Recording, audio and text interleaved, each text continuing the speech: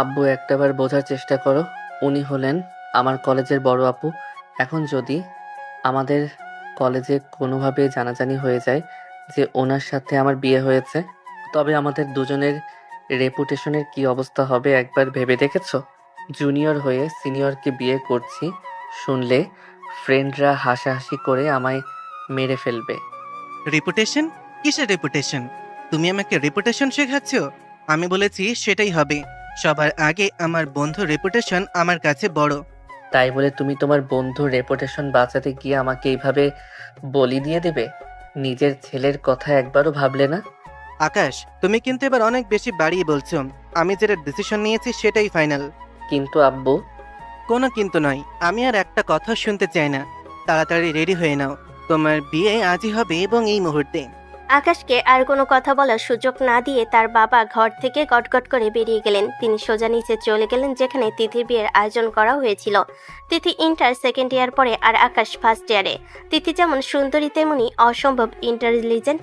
পুরো কলেজ তার ফ্যান, আর আকাশ হলো খেলাধুলায় ফেমাস। তার দুজনকে নামে চিনলেও কখনো আহামরি কোনো পরিচয় ছিল না।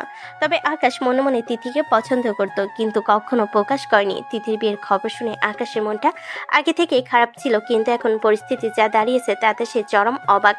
বিয়ের আসরে হুট করে বরপক্ষ ফোন দিয়ে জানিয়ে দেয় তারা আসবে না। কেন আসবে না তার কোনো সঠিক কারণও তারা জানায়নি। হুট করে বিয়ে ভেঙে যাওয়ায় তিথির বাবা কান্নায় ভেঙে পড়েন। আকাশের বাবা বন্ধুর এই দুর্দিন সহ্য করতে না পেরে ঘোষণা দেন বন্যা আসলে নেই, তার ছেলে আকাশই হবে তিথির বর। তিথির বাবা বন্ধুর এমন মহানুভবতায় চোখের পানি মুছতে মুছতে রাজি হয়ে যান। আকাশ যখন নিজের রুমে হতভম্ব হয়ে বসেছিল, ঠিক তখনই তার মা ঘরে ঢুকলেন এবং আকাশে কাঁধে আলতো করে হাত রাখলেন। বাবা আকাশ, মেয়েটা কিন্তু মোটেও খারাপ না। বেশ চঞ্চল হলেও মনটা খুব পরিষ্কার। আমি তো ওকে চোখের সামনে বড় হতে দেখেছি। কিন্তু আম্মু, পরিচিত হওয়া এক জিনিস আর বিয়ে করা অনেক বড় একটা দায়িত্ব। আমরা কলেজের জুনিয়র সিনিয়র, এটা লোকে কিভাবে নেবে? পাগল ছেলে তোরা, তাও তো একে অপরকে চিনিস। তোমার আব্বুর সাথে যখন আমার বিয়ে হয় তখন আমরা কেউ কাউকে চিনতাম না। কই, আমাদের সংসার কি চলছে না? দেখতে দেখতে তো 25টা বছর কাটিয়ে দিলাম একসাথে। ভালোবাসা কি আমাদের মধ্যে কম আছে?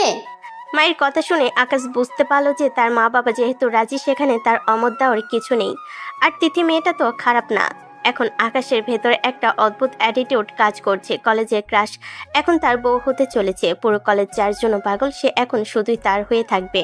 বিয়ের আনুষ্ঠানিকতা খুব দ্রুত শেষ হয়ে গেল। কোনো প্রতিবাদ বা আপত্তি আর টিকলো না। কাজে যখন কবুল বলতে বললেন, আকাশের বুকটা একবার কেঁপে উঠল। সে শান্ত গলায় সায় দিল। অন্যদিকে তিথি পাথরের মতো বসেছিল। তার যে ছেলেটাকে সে কাল পর্যন্ত পিচ্চি জুনিয়র ভাবত, আজ তাকে স্বামী হিসেবে মেনে নিতে হলো। বাসা ঘরের দরজাটা যখন বন্ধ হলো তখন আকাশের হৃৎপিণ্ড যেন ড্রামের মতো বাজছে। সামনের বিছানায় কোণে সাজে বসে আছে কলেজের সেই ফেমাস সিনিয়র আপু। আকাশ ধীর পায়ে গিয়ে তিথির সামনে দাঁড়াতেই তিথি ঘোমটা সরিয়ে কড়া চোখে তাকালো। শোনো আকাশ, বেশি কাছে আসার চেষ্টা করবে না। আমি তোমার সিনিয়র, সেটা ভুলে যেও না। এই বিয়েটা সির্ফ পরিস্থিতির চাপে হয়েছে। কলেজের সিনিয়র হতে পারেন তিথি আপু, কিন্তু এই ঘরের ভেতরে আপনি এখন আমার বউ। আর বউকে কিভাবে হ্যান্ডেল করতে হয় সেটা আমার ভালোই জানা আছে। হোয়াট? তোমার তো সাহস কম না আকাশ? আমার সাথে মুখে মুখে মুখ মেলাচ্ছ? বিয়ে যখন হয়েই গেছে তখন কলেজের রিলেশনটা না হয় কলেজের গেটেই ফেলে আসতেন। এখন তো আমি আপনার স্বামী, তাই না?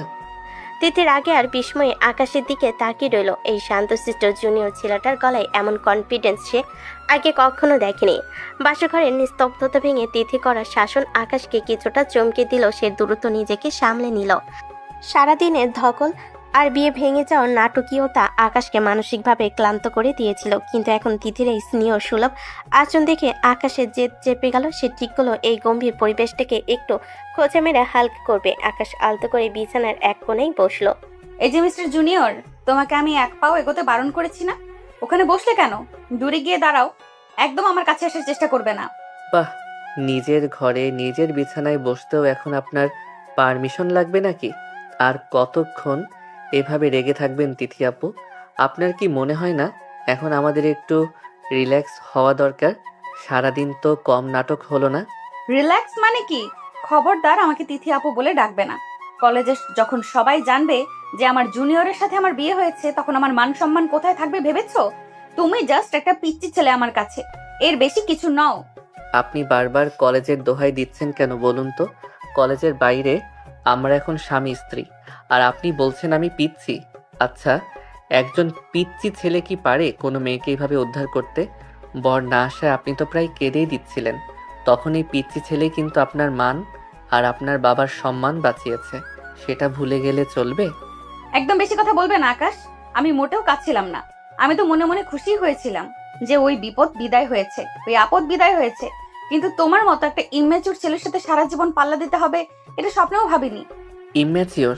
আচ্ছা ঠিক আছে, তাহলে দেখা যাক একজন ইম্যাচিওর স্বামী তার সিনিয়র বউকে কিভাবে শাসন করে। আপনি কি জানেন তিথি, আপনাকে রাগলে কিন্তু বেশ কিউট লাগে। বিশেষ করে আপনার এই নাকের ডগায় যখন রাগ জমে থাকে, তখন ইচ্ছে করে ওটা একটু টেনে দেই।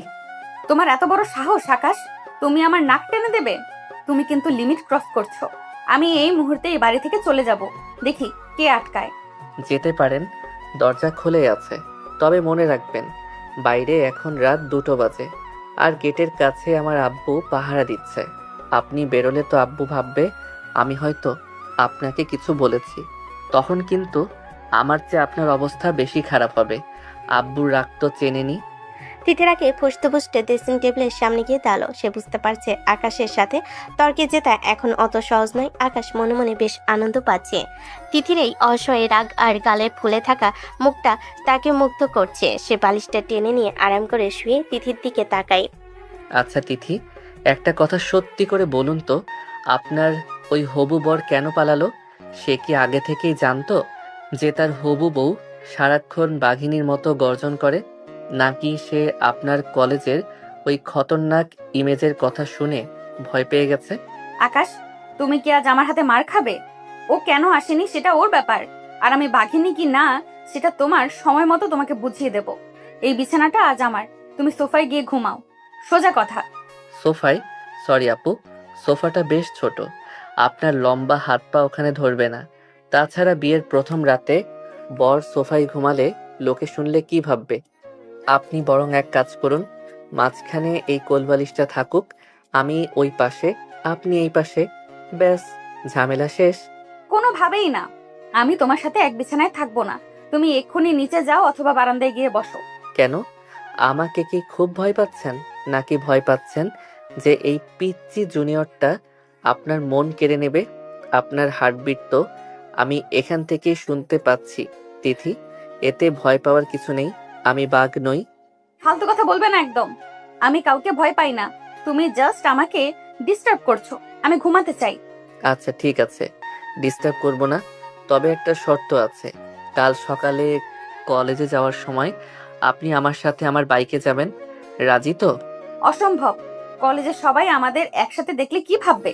ছি, আমি রিকশায় যাব, তুমি তোমার মতো যাবে। ও আচ্ছা, তার মানে আপনি ভয় পাচ্ছেন।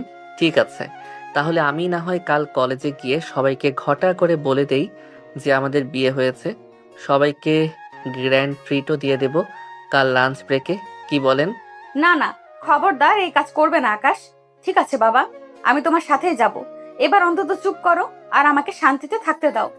আকাশ মনে মনে এক বিশাল জয়ের হাসি হাসলো। সে তিথিকে কলেজের কথা বলে ভয় দেখালে সে লাইনে আসবে। আকাশ আবার আয়েশ করে শুয়ে পড়ল। তিথি গজগজ করতে করতে বিছানার অন্য প্রান্তে গিয়ে বসলো। আকাশ মুচকি হাসছে। সে জানে তার মিষ্টি স্নেহর বউটাকে রাগিয়ে দিতে কি দারুণ মজা। আজকে রাতটা হয়তো এভাবে ঝগড়াতেই কাটবে, কিন্তু এই ঝগড়ার ভেতরে এক অজানা প্রেমের বীজ বুনতে শুরু করেছে আকাশ।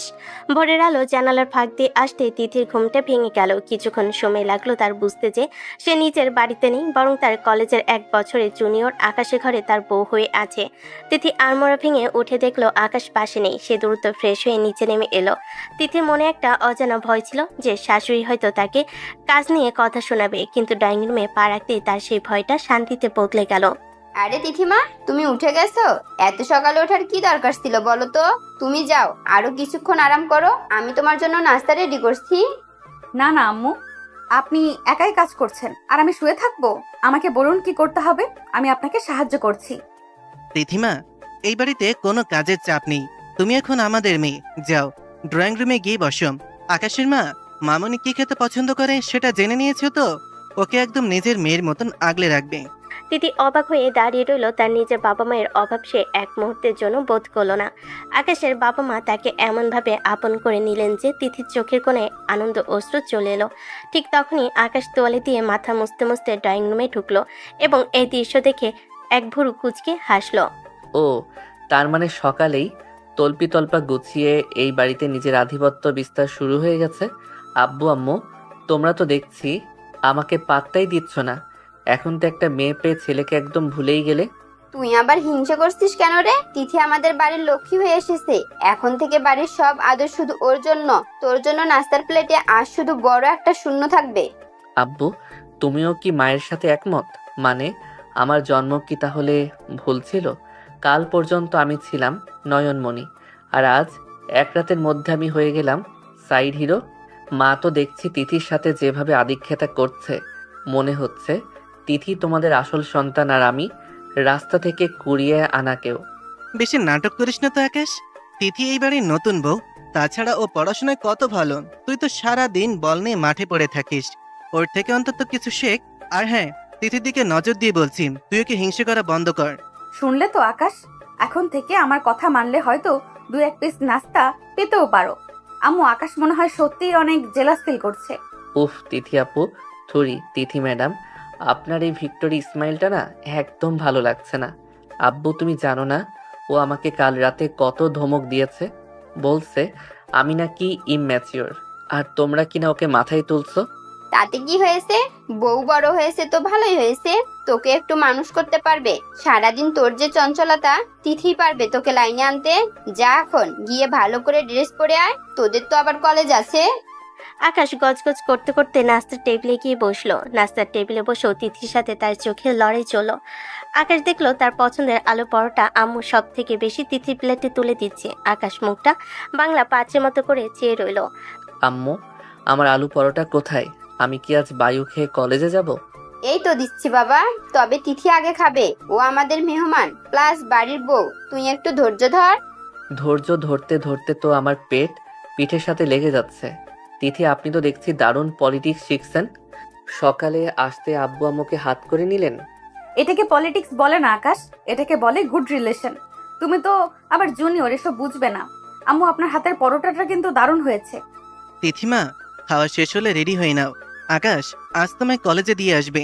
আকাশ সাবধান, তিথিকে ঠিক মতন কলেজে নিয়ে যাবি এবং সাবধানে নিয়ে আসবি। খবরদার, কথা যেন কোনো ঝামেলা না হয়। আর শোন, কলেজের কেউ যেন বুঝতে না পারে তোরা ঝগড়া করেছিস।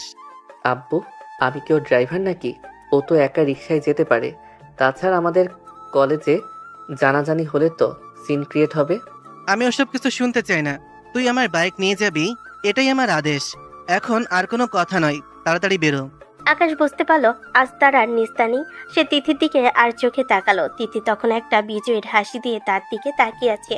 আকাশ মনে মনে ভাবলো, দাঁড়াও ম্যাডাম, বাইকে তো উঠবেন, তখন এমনভাবে চালাবো যে আপনি আমাকে জড়িয়ে ধরতে বাধ্য হবেন। তখন বুঝবেন জুনিয়রের ক্ষমতা। তিথিও মনে মনে ভাবছিল কলেজে আজকে দিনটা কিভাবে পার হবে। আকাশের লাল রঙের স্পোর্টস বাইকটা বারান্দায় স্টার্ট দিয়ে দাঁড়িয়ে আছে। আকাশ হেলমেট পরে আয়নায় নিজের চুলগুলো একবার দেখে ঠিক করে নিল। মনে মনে তার দুষ্টামি বুদ্ধি তখন তুঙ্গে। তিথি খুব সাবধানে পা ফেলে নিচে নেমে এলো। হালকা নীল রঙের সালোয়ার কামিজে তাকে আজ অসম্ভব সুন্দর লাগছে। সে একবার আকাশের দিকে তাকিয়ে আবার দ্রুত চোখ সরিয়ে নিল। তার মনে একটা অজানা ভয় কাজ করছে, কারণ আকাশকে সে যতটুকু চেনে তাতে ছেলেটা যে শান্ত হয়ে বাইক চালাবে না সেটা তার ভালো করেই জানা। কি হলো তিথি ম্যাডাম, এভাবে মূর্তি হয়ে দাঁড়িয়ে আছেন কেন? শুভ লগ্ন তো পার হয়ে যাচ্ছে, তাড়াতাড়ি উঠে বসুন। দেরি হলে কিন্তু আপনার প্রিয় লেকচারার ক্লাসে ঢুকতে দেবে না। তখন আবার প্রক্সি দেওয়ার জন্য এই জুনিয়রকেই খুঁজতে হবে। শোনো আকাশ, আমি তোমার পেছনে বসছি ঠিকই, কিন্তু একদম দূরত্ব বজায় রেখে চালাবে। স্পিড যেন 40-এর উপরে এক চুলো না যায়। যদি দেখি বেশি জোরে চালাচ্ছ, আমি কিন্তু চলন্ত বাইক থেকেই লাফ দেব, মনে থাকে জানো। আচ্ছা বাবা, আচ্ছা, আপনি বসুন তো আগে। আমি কি আর আপনার মতো অত পাকা ড্রাইভার নাকি? আমি তো আপনার চোখে স্রেফ এক ইমম্যাচিওর জুনিয়র। আমার উপর একটু ভরসা রাখলে কি খুব ক্ষতি হবে? তিথি কোনো মতে বাইকের এক কোণায় একটু দূরত্ব রেখে বসলো। আকাশ মনে মনে হাসলো এবং মনে মনে বলল, এবার বাঘিনীকে জব্দ করার পালা। বাইকটা মেন রোডে ওঠাতে আকাশ হঠাৎ করে গিয়ার বাড়িয়ে দিল। হু করে বাতাসের শব্দ কানে আসতে লাগলো আর বাইকের স্পিড মিটার 70-80 ছাড়িয়ে গেল। তিথি সিট আঁকড়ে ধরে চেষ্টা করলো, কিন্তু বাতাসের প্রচন্ড ঝাপড়ে সে নিজেকে সামলাতে পারলো না। আকাশ, আকাশ বলছি বাইক থামাও। এত জোরে কেন চালাচ্ছ? আমার খুব ভয় লাগছে আকাশ, প্লিজ স্পিড কমাও। তোমার পায়ে পড়ি, তুমি কি আমাকে মেরে ফেলার প্ল্যান করছো? কি বললেন? বাতাস খুব বেশি, আমি কিচ্ছু শুনতে পাচ্ছি না। আপনি বোধহয় আমার চালানো খুব এনজয় করছেন, তাই না? আর একটু স্পিড বাড়ালে কেমন হয় তিথি ম্যাডাম? আকাশ বাইকের গতি কমানোর বদলে আরো বাড়িয়ে দিল। সামনে একটা ছোট্ট গর্ত আসতে সে ইচ্ছে করে খুব জোরে ব্রেক কষল। তিথি নিজেকে সামলাতে না পেরে ছিটকে গিয়ে সজোরে আকাশের পিঠের উপর আছড়ে পড়ল। ভয়ে আর আতঙ্কে সে আকাশে কোমর জড়িয়ে ধরে তার পিঠের সাথে লেপ্টে রইল। তার হৃৎপিণ্ড তখন থরথর করে কাঁপছে। আকাশ, দোহাই তোমার, আমি মরে যাবো এভাবে চালালে। প্লিজ একটু দয়া করো, বাইকটা আস্তে চালাও। আমি আর কখনো তোমাকে নিয়ে মশকরা করব না, আর কখনো তোমাকে ছোট বলে খেপাবো না। তুমি যা বলবে আমি তাই শুনবো, শুধু বাইকটা সাবধানে চালাও। সত্যি তো? আর কখনো বলবেন না যে আমি জুনিয়র বলে কিছু বুঝি না? আর কখনো আমাকে ওভাবে ধমক দিয়ে কথা বলবেন না তো? যদি কথা দেন তবেই স্পিড কমাবো। না না, কখনো করবো না, প্রমিস করছি। শুধু আমাকে নিরাপদে কলেজে পৌঁছিয়ে দাও। আমার বুক ফেটে যাচ্ছে আকাশ, প্লিজ থামো। তিতির এই অসহায় আর ভয়ার্ত কণ্ঠস্বর শুনে আকাশের মনের ভেতর এক অদ্ভুত ভালো লাগা কাজ করলো। সে বাইকের গতি কিছুটা কমিয়ে দিল, কিন্তু তার দুষ্টু বুদ্ধি এখনো পুরোপুরি মেটেনি। সে দেখলো তিথি ভয় এখনো তাকে শক্ত করে জড়িয়ে ধরে আছে। তিথির গায়ের মিষ্টি সুবাস আর তার শরীরের উষ্ণতা আকাশের পিঠে এক বিদ্যুৎ তরঙ্গ খেলে গেল। আকাশ ইচ্ছে করে আবার রাস্তার মাঝখানে বারবার ছোট ছোট ব্রেক কষতে শুরু করলো। প্রতিবার ব্রেকে তিথি আরো নিবিড়ভাবে আকাশকে জাপটে ধরছিল। সরি তিথি, এই রাস্তার অবস্থা যে আজ এত খারাপ কেন কে জানে। বারবার ব্রেক কষতে হচ্ছে। আপনার কি খুব বেশি অসুবিধা হচ্ছে? চাইলে আপনি নামতে পারেন, তবে বাকি পথ হেঁটে যেতে হবে। তুমি কি ইচ্ছে করে এসব করছো আকাশ? আমি বুঝতে পারছি তুমি আমাকে জব্দ করার চেষ্টা করছো, কিন্তু বিশ্বাস করো আমার হাত পা ভয়ে জমে গেছে। তুমি আর একটু আস্তে চালাও। ছি, আপনি আমাকে এখনো সন্দেহ করছেন? আমি তো আপনাকে সেফলি নিয়ে যাওয়ার আপ্রাণ চেষ্টা করছি। আপনি বরং আমাকে আরও একটু শক্ত করে ধরে রাখুন, যাতে ঝাঁকুনিতে পড়ে না যান। আমার পিঠ শক্ত আছে, আপনি ভরসা রাখতে পারেন। তিথি বুঝতে পারলো আকাশ তাকে ইচ্ছে করে নাজেহাল করছে, কিন্তু এই মুহূর্তে তার প্রতিবাদ করার মতো শক্তি নেই। দুজনের মধ্যে এক অদ্ভুত নিস্তব্ধতা আর বিব্রতকর পরিস্থিতি তৈরি হলো। তিতির বুকের ধকপকানি আকাশ নিজের পিঠে স্পষ্ট অনুভব করতে পারছে। দুজনের শরীর যখন একে অপরের সাথে নিবিড়ভাবে মিশে আছে, তখন এক অজানা রোমাঞ্চ আর ভালো লাগা তাদের ঘিরে ধরলো। তিথি লজ্জার অস্বস্তিতে চোখ বন্ধ করে রইল। সে মনে মনে ভাবলো, এই জুনিয়র ছেলেটা তাকে যেভাবে কাবু করেছে তেমনটা আগে কেউ করতে পারেনি। কলেজে গেটের কাছাকাছি আসতে আকাশ বাইকের গতি একদম কমিয়ে দিল। তিথি দ্রুত নিজেকে সরিয়ে নিয়ে একটু দূরত্ব বজায় রেখে বসলো। তার মুখটা তখন লজ্জায় লাল হয়ে আছে। আকাশও কিছুটা অপ্রস্তুত হয়ে হেলমেট খুলে ফেললো। কলেজের গেট পর্যন্ত আসার এই অল্প সময়ে তাদের দুজনের মধ্যে যে কি তোলপাড় বয়ে গেল তা তারা দুজনেই জানে। বাইক থামার পর তিথি এক মুহূর্ত অপেক্ষা না করে দ্রুত নেমে দাঁড়ালো। পৌঁছে গেছি ম্যাডাম। রাইডটা কেমন ছিল? ভাড়াটা কি এখন দেবেন নাকি রাতে বাড়িতে গিয়ে বুঝিয়ে দেবেন? তোমার সাথে কথা বলাই বৃথা, তুমি একটা আস্ত শয়তান। আমি জানতাম তুমি সুযোগ পেলে আমাকে জ্বালাবে, কিন্তু মনে রেখো আকাশ, এর শোধ আমি ক্লাসে নেব। তিথি আর এক সেকেন্ডও সেখানে দাঁড়ালো না। নিচের ব্যাগটা গুছিয়ে নিয়ে গটগট করে কলেজের ভেতরের দিকে হাঁটা দিল। আকাশ তাকিয়ে রইল তিথি চলে যাওয়ার দিকে। তার ঠোঁটে কোণে এক চিলতে বিজয় হাসি লেগে রইল। তবে আকাশ নিজেও বুঝতে পারছে না এই খুনসুটির আড়ালে সে তিথি কতটা মাই পড়ে যাচ্ছে। দুজনে কারোর মুখেই আর কথা সরল না। এক রোমাঞ্চকর অস্বস্তি আর ভালো লাগা নিয়ে তারা দুজনে কলেজের দিকে দুদিকে চলে গেল। কলেজের করিডোর দিয়ে তিথি যখন গটগট করে হাঁটছে, তার পেছনে একদল বন্ধু বান্ধব সবার চোখে মুখে এক ধরনের দুষ্টামি বুদ্ধি খেলা করছে।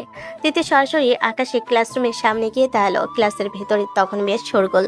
আকাশ তার বেস্ট ফ্রেন্ড রাজীবের সাথে আড্ডায় মগ্ন। তিথি ভেতরে ঢুকে তার হাতের ডায়েরিটা দিয়ে আকাশের বেঞ্চের উপর সজোরে একটা বাড়ি দিল। হঠাৎ এই শব্দে ক্লাসে সবাই চুপ হয়ে গেল এবং তিথির বন্ধু নিশি আর সজলও দুই পাশে বেশ গম্ভীর হয়ে দাঁড়িয়ে গেল। এই ছেলে, কখন থেকে এখানে দাঁড়িয়ে কথা বলছি, কানে যায় না তোমার? সিনিয়ররা ক্লাসে ঢুকেছে আর তোমরা দুই বন্ধু নিজেদের দুনিয়ায় মত্ত আছো। কলেজের সাধারণ শিষ্টাচার কি ভুলেই গেছো নাকি আকাশ? ঠিক বলেছিস তিথি, আজকালকার জুনিয়রদের মধ্যে এরকম ম্যানার্স নেই। আকাশ, তুমি তো আবার স্পোর্ট নিয়ে খুব গর্ব করো, তো আমাদের দেখেও না দেখার ভান করছো কেন? আমরা কি এখানে বাতাস খেতে এসেছি? তোমার রেসপেক্ট কি শুধু মাঠেই সীমাবদ্ধ? আরে তিথি আপু, নিশি আপু, সজল ভাই, আপনারা সবাই একসাথে আমাদের ক্লাসে। আসলে আমরা একটু দরকারি কথা বলছিলাম, তাই হয়তো খেয়াল করিনি। কিন্তু হঠাৎ এই সদলবল নিয়ে হানা দেওয়ার কারণ কি? আমি কি কোনো অপরাধ করেছি? অপরাধ কিনা সেটা পরে বোঝা যাবে। আমরা কালচারাল কমিটির মেম্বার। আমাদের কলেজের সামনে যে বড় অনুষ্ঠানটা আছে সেখানে তোমাদের ব্যাচের সবার অ্যাক্টিভ পার্টিসিপেশন চাই। বিশেষ করে তোমাদের জনপ্রিয় মুখদের তো থাকতেই হবে। তুমি না থাকলে অনুষ্ঠান জমবে কিভাবে? একদম ঠিক কথা। আকাশ, তুমি যে হারে আমাদের আর আমাদের কথা অ্যাভয়েড করে চলছো, তার জন্য তোমাকে একটা বিশেষ দায়িত্ব দেওয়ার সিদ্ধান্ত নিয়েছি আমরা সবাই মিলে। পরে কিন্তু বলতে পারবে না যে আপু আগে বলেননি কেন। কিসের দায়িত্ব? আমি তো খেলাধুলা সেকশনে নাম দিয়েছি।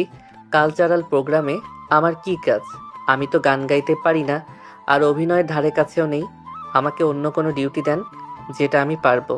গান বা অভিনয় তোমাকে দিয়ে হবেও না, সেটা আমরাও জানি।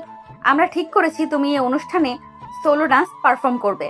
এটা আমাদের কমিটির ফাইনাল ডিসিশন। তোমাকে স্টেজে নাচতে হবে এবং এটাই তোমার শাস্তি।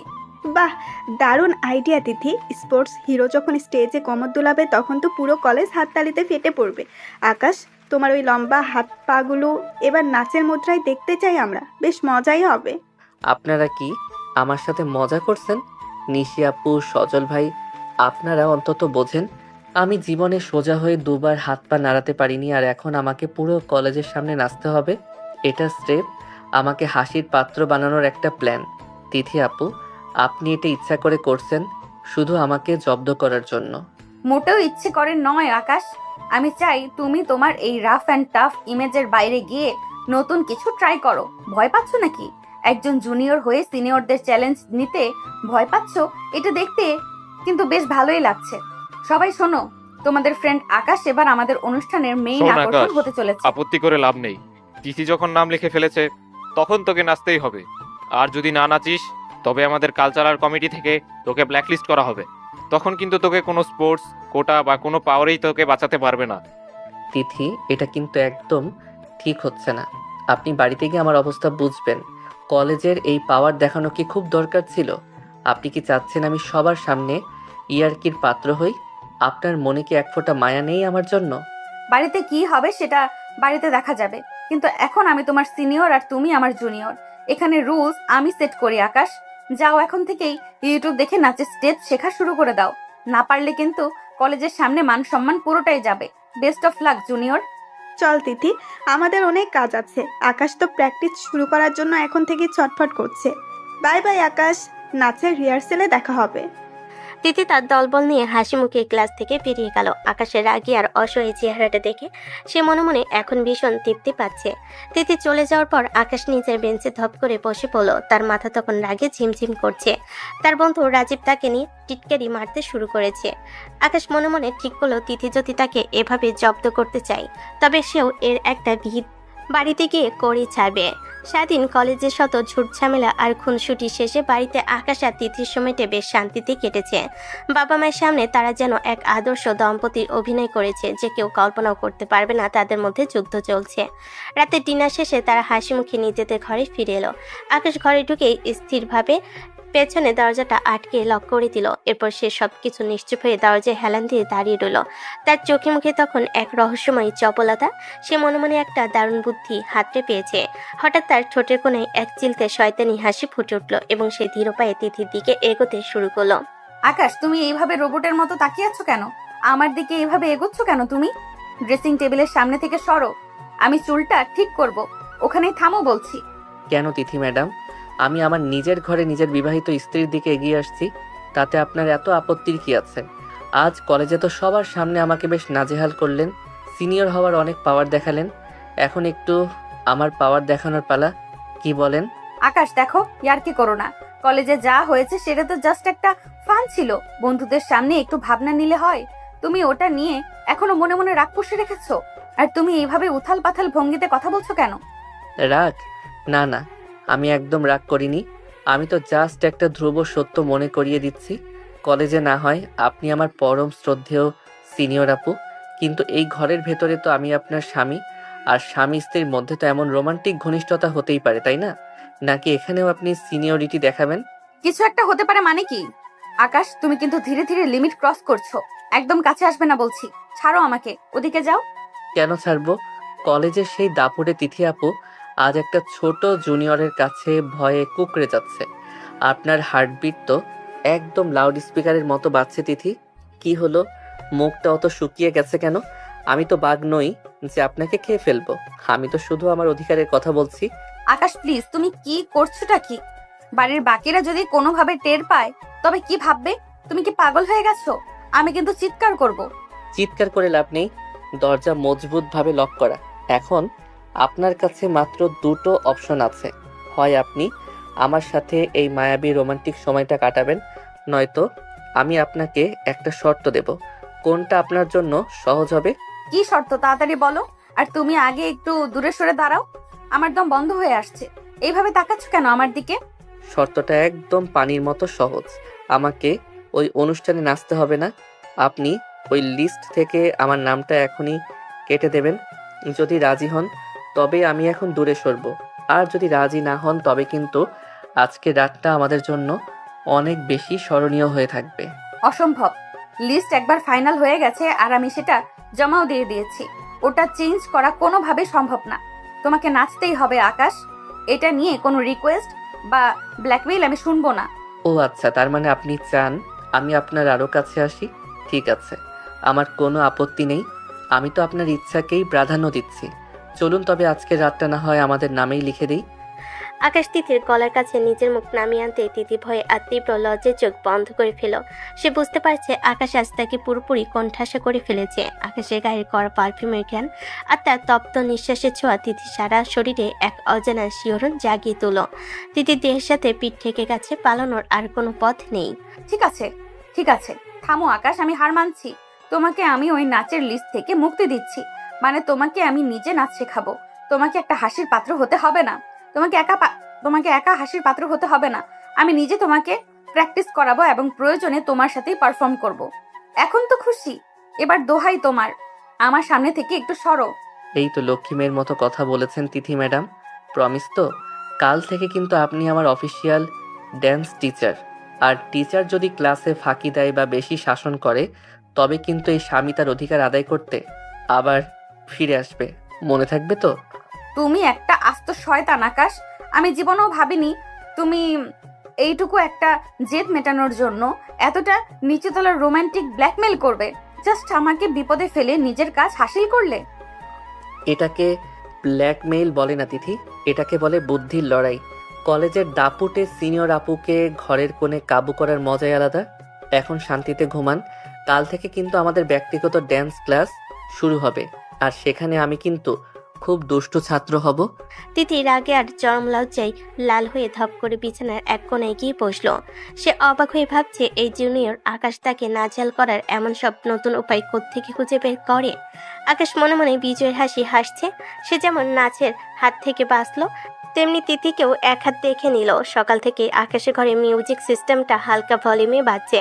তিথি আজ বেশ আটঘাট বেঁধে নেমেছে আকাশকে নাচ শেখাতে। পরনে তার সাধারণ একটি সালোয়ার কামিজ হলেও চুলে হাত খোপা আর কপালে ছোট টিপটা তাকে এক অন্যরকম গাম্ভীর্য দিয়েছে। অন্যদিকে আকাশ ট্র্যাক প্যান্ট আর টি শার্ট পরে বিরস মুখে দাঁড়িয়ে আছে। তার কাছে মনে হচ্ছে এর চেয়ে রোদে পুড়ে মাঠে ক্রিকেট খেলাটাও অনেক সহজ ছিল। তিথি কোমরে হাত দিয়ে আকাশের সামনে এসে দাঁড়ালো। শোনো আকাশ, একদম মন দিয়ে শোনো। আমি তোমাকে কাল রাতে কথা দিয়েছি ঠিকই, কিন্তু তোমাকে তো অন্তত কোমরটা একটু নাড়াতে হবে। তুমি তো একদম রোবটের মতো কাঠের পুতুলের মতো দাঁড়িয়ে আছো। আমি এখন যে স্টেপটা দেখাচ্ছি একদম হুবহু সেটা ফলো করো। 1-2 দিন এবার ডান পা সামনে দিয়ে চট করে ঘোরো। তিথি খুব সুন্দর করে হাতের মুদ্রায় একটি চমৎকার স্টেপ দেখিয়ে চট করে ঘুরে দাঁড়ালো। আকাশ হা করে কিছুক্ষণ তিথি সেই ছন্দময় গতির দিকে তাকিয়ে রইল। তারপর নিজের লম্বা পা দুটো আড়াআড়ি করে ঘুরতে গিয়ে নিজের পায়ের সাথে নিজেই প্যাচ লাগিয়ে দিল। সে টাল সামলাতে না পেরে একদম ধপ করে বিছানার উপর গিয়ে পড়ল। ধুর, এসব কি ছাইপাস নাচ শিখাচ্ছ তুমি? ধুর ছাই, এসব আমার দ্বারা জীবনেও হবে না তিথি। এর চেয়ে তো ক্রিকেট খেলা হাজার গুণ ভালো। অন্তত মাঠে নেমে বল দেখে সজোরে একটা ছক্কা মারা যায়। এই যে ডানে মোড়ো বায়ে যেও, এই যে ডানে মোড়ো বায়ে ঘোরো, এসব তো মেয়েলি কাজ। আমার কোমরের হাড় তো লোহার মতো শক্ত, ওটা কি আর আপনার মতো রবারের মতো ইচ্ছে মতো ঘুরবে নাকি?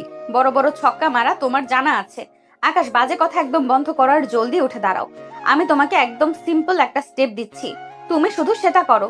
নিজেকে খুব বড় স্পোর্টসম্যান ভাবো না? তাহলে শরীরের ব্যালেন্স ঠিক করতে পারছো না কেন? আবার করো, আমি আবারও দেখাচ্ছি। এবার যদি ভুল হয় তবে কিন্তু খবর আছে। তিথি আবার আকাশের হাত ধরে তাকে এক ঝটকে টেনে তুলো। তিথি আকাশের খুব কাছাকাছি গিয়ে তার ডান হাতটা নিজের কাঁধের উপর রাখলো এবং আকাশের অন্য হাতটা নিজের শক্ত হাতের মুঠোয় নিল। আকাশ হঠাৎ তিথির এত কাছে চলে আসে বেশ অপ্রস্তুত হয়ে গেল। তিথির গায়ে মিষ্টি পারফিউমের সুবাস তার নাকে এসে বারবার ধাক্কা দিচ্ছে। আকাশের বুকের ভেতরটা কেমন যেন ধকধক করে উঠছে। আপনি কি চাচ্ছেন আমি সত্যি সত্যি স্টেজে গিয়ে পুরো কলেজের সামনে নিজেকে হাসির পাত্র বানাই? দেখুন তিথি, আমি আপনার চোখের দিকে তাকিয়ে এইভাবে হাত পা নাড়াতে পারছি না। আমার নাচের দন্ত নো জানা নেই। তার উপর আপনি যখন এইভাবে আমার দিকে তাকিয়ে কমান্ড দেন, তখন আমি পা ফেলার কথা ভুলে আপনার চোখের দিকে তাকিয়ে থাকি। কেন, আমি কি বাঘ নাকি যে আমাকে দেখে তোমার ভয় পাওয়ার কি আছে? আমার চোখের দিকে তাকাতে সমস্যা কোথায়? আমি তো তোমার পার্টনার হিসেবে তোমাকে রিহার্সাল করাচ্ছি। মন দাও আকাশ, নয়তো কিন্তু কলেজের ওই বন্ধুরা তোমাকে নিয়ে সারা জীবন হাসাহাসি করবে। চলো, এই মিউজিকের তালে পা মেলাও। তিথি আবার আকাশকে নিয়ে ছন্দের তালে মুভ করা শুরু করলো। এবার আকাশ কিছুটা মনোযোগ দেওয়ার চেষ্টা করলো ঠিকই, কিন্তু যেই না তিথি তাকে একটু নিচু হয়ে ঘোড়ার স্টেপটা দেখালো, আকাশ নিজে ভারসাম্য হারিয়ে ফেললো। সে সোজা তিথির ওপর আশ্রে পড়ার উপক্রম হলো। তিথি নিজেকে সামলাতে গিয়ে পিছলে পড়ে যাচ্ছিল। ঠিক সেই মুহূর্তে আকাশ তার এক হাত বাড়িয়ে তিথির সরু কোমরটা শক্ত করে জড়িয়ে ধরলো। তিথি নিচে পড়ে না গিয়ে সরাসরি আকাশের বুকের উপর আশ্রে পড়লো। আকাশ, তুমি কি এটা ইচ্ছে করে করলে? বারবার কেন তুমি আমার এত কাছে চলে আসছো, আর কেনই বা আমাকে এভাবে ধরছো? আমি কি ইচ্ছা করে পড়ে যাচ্ছি নাকি? আপনি তো আমাকে শরীরের ব্যালেন্স ঠিক করতে বললেন। দেখুন, আপনি তো আবার পড়ে যাচ্ছিলেন। আমি কিন্তু সময় মতো আপনাকে জাপটে ধরলাম। এখন তো আর এই জুনিয়রকে ইম্যাচিওর বলতে পারবেন না। ছাড়ো আমাকে এখন, প্র্যাকটিস করো ঠিক মতো। এসব শয়তানি বুদ্ধি পরে দেখাবে। তোমার হাত তো কোমর ছাড়ার নামই নিচ্ছে না। আকাশ তিথিকে ছাড়লো না, বরং আরো একটু নিবিড় করে নিজের কাছে টেনে ধরলো। ঘরের জানালার পর্দাগুলো বাতাসের তালে কাঁপছে, আর তার মাঝে এই দুই জুনিয়র সিনিয়র দম্পতির মধ্যে একটু মায়া কাজ করছে। আকাশ তিথির কপালে এসে পড়া অবদ্ধ চুলগুলো আলতো করে সরিয়ে দিল। তিথি মুহূর্তের জন্য সব শাসন ভুলে আকাশের গভীর মায়াবী চোখের দিকে তাকিয়ে রইল। মনে হলো তারা যেন নাচের প্র্যাকটিস নয়, বরং জীবনের এক নতুন রোমান্টিক পাঠ শিখেছে। তিথি, আপনি যখন এইভাবে চুপ করে আমার চোখের দিকে তাকিয়ে থাকেন, তখন মনে হয় আপনাকে সারা জীবন এইভাবে জড়িয়ে ধরে রাখি। কেন জানি না, কলেজের ওই রাগী তিথি আপুর চেয়ে আমার ঘরের এই ছোট্ট অভিমানী তিথিটাকে অনেক বেশি সুন্দর লাগে। আকাশ, তুমি ইদানিং খুব বেশি ফ্লার্ট করতে শিখে গেছো। ভুলে যেও না আমি তোমার কলেজের সিনিয়রদের সাথে এইসব কথা বলতে তোমার লজ্জা করে না? আরে ভাই, সিনিয়র তো কলেজের গেট পর্যন্ত, এখানে তো আমি আপনার সব। আচ্ছা, আমাদের নাচের মিউজিকটা কি একটু বেশি রোমান্টিক হয়ে গেল না? দেখুন, আপনি আবারও তাল হারিয়ে ফেলছেন আর আমার দিকে তাকিয়ে থাকছেন। তারা আবার নাচের চেষ্টা শুরু করলো, কিন্তু কয়েক মিনিট যেতে না যেতেই তিথি আকাশে পায়ের উপর ভুল করে পা দিয়ে দিল। তিথি নিজেকে সামলাতে না পেরে পেছনের দিকে উল্টে যাচ্ছিল। আকাশ এবার বিদ্যুৎ গতিতে তিথিকে টেনে ধরলো। তিথি এবার আকাশের পা জগলায় উঠে গেল। আকাশ তাকে কোলে তুলে নিয়ে এক চক্কর ঘুরে দাঁড়ালো। তিথি দুহাত আকাশের ঘাড় শক্ত করে চাপটে ধরে আছে। আকাশ, নামাও আমাকে বলছি। মা বা আব্বু দেখে ফেললে কি ভাববে বলো তো? তুমি তো দেখি নাচের বাহানায় আমাকে কোল থেকেই নামাচ্ছ না। নামাবো তো অবশ্যই ম্যাডাম, তবে তার আগে বলুন, এই জুনিয়রের সাথে ড্যান্স পারফরমেন্স করতে আপনার ভয় লাগবে না তো? নাকি কলেজের সবাই দেখলে আপনার রেপুটেশন ধুলোয় মিশে যাবে বলে আপনি চিন্তিত? ধুলোয় মিশলে মিশুক, আমার জুনিয়র যখন আমাকে এত আগলে রাখতে পারে তখন আর আমার ভয় কিসের? আকাশ, তুমি সত্যি খুব অদ্ভুত একটা ছেলে। আমি তোমাকে যত দেখি ততই অবাক হই। আকাশ তিথিকে সাবধানে নিচে নামিয়ে দিল। দুজনের মুখে তখন জয়ের এক চিলতে হাসি। তারা বুঝতে পারছে এই নাচের প্র্যাকটিস শুধু একটি অনুষ্ঠানের জন্য নয়, বরং তাদের নিজেদের মধ্যকার দূরত্ব কমিয়ে আনার এক মস্ত বড় সুযোগ। আকাশ মুচকে হাসলো আর তিথি লাজুক মুখে আবার মিউজিকটা অন করলো। আজকে দিনটা ছুটির দিন হওয়ায় আকাশ আর তিথির জন্য যেন এক আশীর্বাদ হয়ে এলো। কলেজে তাড়া নেই, ক্লাসে কোনো চাপ নেই, শুধু আছে নিজেদের মতো করে কাটানো কিছু ঘরোয়া মুহূর্ত। সকাল থেকে বাড়ির পরিবেশটা খুব উৎসব মুখর। আকাশের মা রান্নাঘরে ব্যস্ত সবার পছন্দের সব খাবার তৈরিতে, আর ড্রয়িং রুমে আকাশের বাবা খবরের কাগজ নিয়ে বসেছেন। আকাশ আর তিথি তখন দোতলায় ঘরে নাচের প্র্যাকটিসে মগ্ন। তবে আজ আর ঝগড়া নয়, বরং নাচের প্রতিটা স্টেপে তারা একটা অদ্ভুত তাল খুঁজে পেয়েছে। বা আকাশ, আজ তো তোমার পায়ের মুভমেন্ট বেশ ভালোই হচ্ছে। গতকাল যে স্টেপটা বারবার হোঁচট খাচ্ছিলে, আজ সেটা কত স্মুথলি করলে। মনে হচ্ছে আমার ট্রেনিং সত্যিই কাজে দিচ্ছে। ট্রেনার যদি সারাক্ষণ বাঘিনীর মতো হুঙ্কার দেয়, তবে যে কোনো গাধাও ঘোড়া হয়ে যাবে। তবে সত্যি বলতে কি তিথি, প্র্যাকটিস করতে করতে আজ কেন জানি আমারও খুব ভালো লাগছে। হয়তো পার্টনারটা আমার চেনা বলে নাচের ছন্দটা দ্রুত ধরতে পারছি। তাই নাকি? এত প্রশংসা কি আমাকে ভোলাবার জন্য, নাকি সত্যি সত্যি মন থেকে বলছো? তোমার তো আবার মুখে এক আর মনে অন্য কিছু থাকে। সারাদিন তো আমাকে জ্বালিয়ে মারো। আরে না, আজ তো ছুটির দিন, আজ ঝগড়ার মুডে নেই। বরং চলো আজ সারাদিন আমরা এই সুন্দর সময়টা এনজয় করি। এই যে তুমি আমাকে নাচ শেখাচ্ছ, এটা তো আমাদের নিজেদের মধ্যকার বোঝাপড়াটাকেও দারুণ করছে, কি বলো? তিথি আর কোনো কথা না বলে লাজুক হাসলো। নাচের বিরতিতে তারা দুজন মিলে নিচে নেমে এলো। ড্রয়িং রুমে যেতে আকাশের বাবা চশমাটা নাকের ডগায় নামিয়ে তাদের দিকে তাকালেন এবং হাসি মুখে তাদের দুজনকে কাছে ডাকলেন। কিরে আকাশ, তোর নাচের প্র্যাকটিস কত দূর? মামানি তোকে ঠিক মতন শেখাচ্ছে তো, নাকি তুই আজও ওর উপর জবরদস্তি করছিস? সাবধান কিন্তু, তিথির কোনো নালিশ পেলে কিন্তু তোর খবর আছে। আব্বু, তুমি সবসময় আমাকে কেন দোষী বানাও বলো তো? তিথি তো এখানে একদম কমান্ডিং অফিসারের মতো শাসন করছে। বরং আমারই উচিত তোমার কাছে বিচার দেওয়া। তোমার এই আদরের মেয়ে তো আমাকে এক মুহূর্ত জিরোতে দিচ্ছে না। একদম মিথ্যা কথা আব্বু। আকাশকে নাচের স্টেপ দেখাতেই আমার ঘাম ছুটে যাচ্ছে। ওর শরীর তো একদম কাঠের মতো শক্ত, তবু আমি চেষ্টা করছি ওকে স্টেজে দাঁড় করানোর মতো তৈরি করতে। আপনি বলুন, ও কি ঠিক বলছে? থাক বাবা, অনেক হয়েছে, তোরা এখন একটু খেয়ে নে। তিথিমা, এই পায়েসটা আমি স্পেশালি তোর জন্য করেছি, আকাশকে বেশি দিবি না, ও তো সারাক্ষণ তোকে খেপায়। আম্মু, এটা অন্যায়। আমি এই বাড়ির ছেলে হয়ে পায়েস পাবো না? তিথি তো এসে আমার সব আদর কেড়ে নিল। এখন দেখি খাবারের ভাগটাও ও একাই খাবে। আকাশের মায়ের হাতের পায়েস খেয়ে তিথির মনটা ভরে গেল। সে নিজের বাবার বাড়ির কথা একবারও বাবার সময় পাচ্ছে না। আকাশের পরিবারের সবাই তাকে এতটাই আপন করে নিয়েছে যে তার মনে হচ্ছে সে সারা জীবন এই বাড়িতেই ছিল। দুপুরে খাবারের পর তারা সবাই মিলে ক্যারাম খেলায় মেতে উঠল। আকাশ আর তার বাবা এক দলে, আর তিথি ও আকাশের মা অন্য দলে। আকাশ, তুমি কিন্তু গুটি উল্টো দিকে মারাচ্ছ। আবু দেখুন, ও কিন্তু চিটিং করছে। ওর মনোযোগ একদমই খেলায় নয়, শুধু ফোন দিয়ে আসছে। আমার মনোযোগ ঠিকই আছে, তুমি বরং নিজের স্ট্রাইকার ঠিক করো। দেখছো না আম্মু আর তুমি মিলে কিভাবে আমাদের কোণঠাসা করছো? তোমাদের এই লেডিস গ্যাংয়ের সাথে পারা বড় কঠিন। হাসাহাসি আর আড্ডায় বিকেলটা পার হয়ে সন্ধ্যা নামলো। আকাশের তিথি আবার তাদের ঘরে ফিরে এলো। বিকেলে রোদেলা আকাশের রং তখন মিলিয়ে যাচ্ছে। আকাশ জানালার পাশে দাঁড়িয়ে বাইরের দিকে তাকিয়েছিল। তিথি তার পাশে গিয়ে দাঁড়ালো। আজকের দিনটা খুব সুন্দর কাটলো না আকাশ? তোমাদের বাড়িতে এসে আমি কোনোদিন ভাবিনি যে আমি এত তাড়াতাড়ি সবার মন জয় করতে পারবো। আব্বু আম্মু আমাকে অনেক ভালোবাসেন, আমি সত্যিই খুব লাকি। বাসবেন না কেন? তুমি মানুষটা যে খুব ভালো সেটা তো ওনারা বুঝে গেছেন। আর তোমার এই সহজ সরল ব্যবহারটাই সবাইকে মুগ্ধ করে। শুধু আমার কাছেই তুমি কলেজের সেই খতরনাক সিনিয়র আপু হয়ে থাকো। এখনো আপু বলছো কেন? কাল রাতের সেই শর্তের কথা কি ভুলে গেছো? ঘরে তো আমি তোমার বউ, তাই না? তাহলে ওই সিনিয়রিটি টেনে আনার কি দরকার? ভুলিনি তো, আমি তো শুধু তোমাকে একটু রাগাতে চেয়েছিলাম। সত্যি বলতে, তোমাকে যখন হাসি খুশি দেখি তখন আমার নিজেরও খুব ভালো লাগে। চলো রাত বাড়ার আগে আরেকবার আমাদের নাচের শেষ স্টেপটা রিহার্সাল করে নেই। আকাশ আবার মিউজিক প্লে করলো, তবে এবার মিউজিকটা ছিল খুবই ধীর গতি আর রোমান্টিক। তারা একে অপরের দিকে হাত ধরে নাচের ছন্দে দুলতে শুরু করলো। ছুটির দিনের এই সারা দিনের আনন্দ আর পরিবারের ভালোবাসা তাদের দুজনকে মানসিকভাবে আরো কাছে নিয়ে এসেছে। আকাশ তিথিকে আলতো করে নিজের দিকে টেনে নিল। তিথিও আজ আর কোনো বাধা দিল না। সকালে মিষ্টি রোদে ডাইনিং টেবিলটা আজ হাসাহাসিতে মুখর। আকাশের মা গরম গরম লুচি আর আলুর দম টেবিলে পরিবেশন করছেন, আর আকাশ সুযোগ পেলে তিথিকে নিয়ে বারবার বাবার কাছে রসিকতা করছে। ব্রেকফাস্ট শেষ করে আকাশের তিথি কলেজের উদ্দেশ্যে বেরিয়ে পড়ল। সারাদিন ক্লাস আর নাচের রিহার্সালে ধকল শেষে বিকেলে তারা যখন বাড়ির পথে রওনা দিল তখন আকাশ বেশ ফুরফুরে মেজাজে বাইক চালাচ্ছিল। কিন্তু হঠাৎ করে নির্জন রাস্তার মাঝে বাইকটা অদ্ভুত শব্দ করে বন্ধ হয়ে গেল। আরে এটা আবার কি হলো? এই অসময়ে আমার রাজকীয় ঘোড়া কেন বিগড়ে গেল বুঝতে পারছি না তো।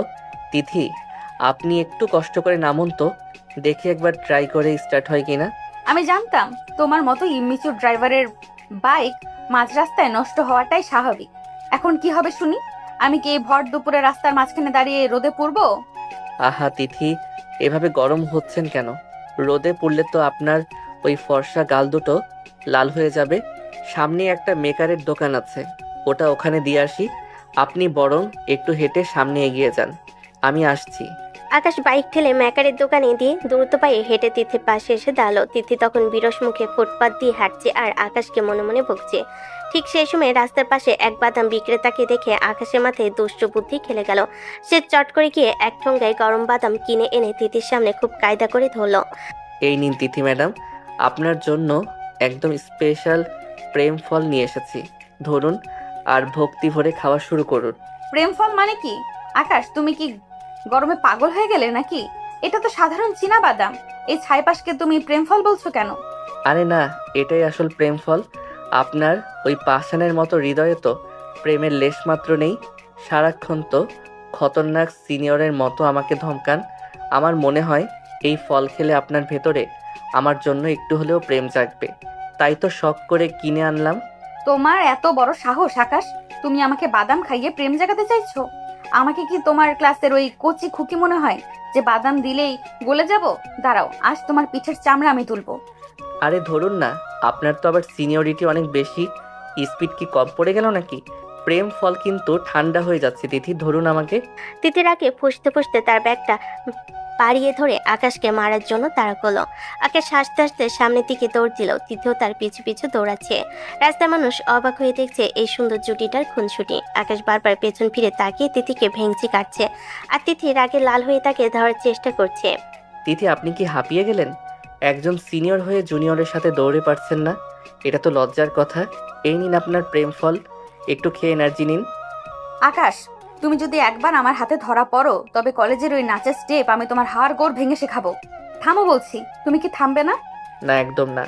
আগে বলুন আপনি স্বীকার করছেন কিনা যে আমি আপনার প্রিয় স্বামী। এটা স্বীকার করলে আমি থেমে যাব, কথা দিচ্ছি। ফালতু কথা বলবে না। তুমি আমার জাস্ট একটা জ্বালাতনকারী জুনিয়র। এখনই থামো বলছি আকাশ। এভাবে হাসাহাসি আর ধাওয়া পাল্টা ধাওয়ার মাধ্যমে তারা যখন নির্জন রাস্তার এক মোড়ে পৌঁছালো, ঠিক তখনই হুট করে একটা কালো রঙের দামি গাড়ি প্রচণ্ড গতিতে এসে সজোরে বের কষে তাদের একদম সামনে দাঁড়ালো।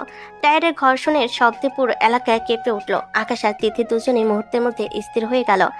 আকাশের মুখে থাকা দুষ্টামি হাসিটা নিমেষেই মিলিয়ে গেল। সে দ্রুত তিথিকে আড়াল করে তার সামনে ঢাল হয়ে দাঁড়িয়ে পড়ল। কে এই গাড়িতে? এইভাবে রাস্তা ব্লক করে দাঁড়ানোর সাহস কার হলো? তিথি, আপনি একদম আমার পেছনে শক্ত করে থাকুন, ভয় পাবেন না। আকাশ, গাড়িটা তো আমার খুব চেনা লাগছে, কিন্তু এই মানুষটা তো এখানে থাকার কথা নয়। আমি খুব ভয় পাচ্ছি আকাশ, কিছু একটা গন্ডগোল আছে। গাড়ির কাজ ধীরে ধীরে নিচে নামতে শুরু করলো। আকাশের বুকের ভেতরটা তখন ধকধক করে উঠল। গাড়ির ভেতর থেকে একজোড়া তীক্ষ্ণ এবং শীতল চোখ তাদের দিকে সরাসরি তাকিয়ে আছে। গাড়ির দরজা খুলে যখন সেই ব্যক্তিটি ধীর পায়ে বেরিয়ে এলো, তখন তিথির পায়ের নিচে মাটি যেন সরে গেল। লম্বা গরম চোখে দামি সানগ্লাস আর চেহারায় এক অদ্ভুত জেদ নিয়ে দাঁড়িয়ে আছে সায়ান। সে হলো তিথির বাবার বিজনেস পার্টনারের ছেলে, যার সাথে কয়েকদিন আগে তিথির বিয়ে হওয়ার কথা ছিল। শ্যান সানগ্লাসটা খুলে পকেটে রাখলো এবং তার ছেলের হাসি দিয়ে তিথির দিকে এগোতে শুরু করলো। আকাশ তখনও তিথির সামনে শক্ত হয়ে দাঁড়িয়ে আছে এবং তার চোখ জোড়া সায়ানের ওপর স্থির। তিথি, তোমাকে ভাবে রাস্তার মাঝখানে এক পিচ্চি ছেলের সাথে দৌড়াদৌড়ি করতে দেখবো ভাবিনি। কেমন আছো তুমি? তোমার সাথে আমার কিছু জরুরি কথা আছে, যা বলা খুব প্রয়োজন। তোমার সাথে আমার কোনো কথা নেই সায়ান। তুমি আজ এখানে কোন সাহসে এসেছো? যে ছেলে বিয়ের আসরে বর সেজে আসার সাহস পায় না, তার সাথে কথা বলার কোনো রুচি আমার নেই। তুমি এক্ষুনি এখান থেকে চলে যাও সায়ান। তিথি প্লিজ একবার বোঝার চেষ্টা করো। সেদিন আমি কেন আসিনি তার পেছনে একটা বড় কারণ ছিল। আমি তোমাকে অনেক রিকোয়েস্ট করেছি, জাস্ট 5টা মিনিট আমার কথা শোনো, আমি সব বুঝিয়ে বলতে পারি যদি তুমি সুযোগ দাও। শোনেন মিস্টার, উনি আপনাকে চলে যেতে বলেছেন, তার মানে আপনি এখনই এখান থেকে বিদায় হবেন। আর যে পিচ্চি ছেলের কথা বললেন, সেই ছেলেই এখন তিথির স্বামী, তাই নিজের লিমিট ক্রস করবেন না এবং দূরে গিয়ে কথা বলুন। তুমি কি জানো কার সাথে কথা বলছো পিচ্চি?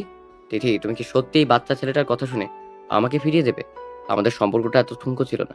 একবার, মাত্র একবার আমার কথা শোনো তিথি। আকাশ, ওর কোনো কথা শোনার দরকার নেই। ও একটা চরম প্রতারক। চলো আমরা এখান থেকে চলে যাই। আমি ওর ছায়াও মারাতে চাই না। ওকে দেখার পর আমার ঘৃণা হচ্ছে আকাশ। তিথি আকাশের হাত শক্ত করে ধরল।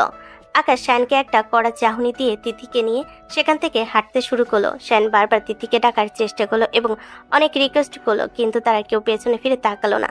তারা দ্রুত একটা রিক্সা নিয়ে বাড়ির দিকে রওনা দিল। শ্যান রাস্তার মাঝখানে দাঁড়িয়ে রাগে ফুসতে ফুসতে নিজের মতোই বিড়বিড়িয়ে উঠল।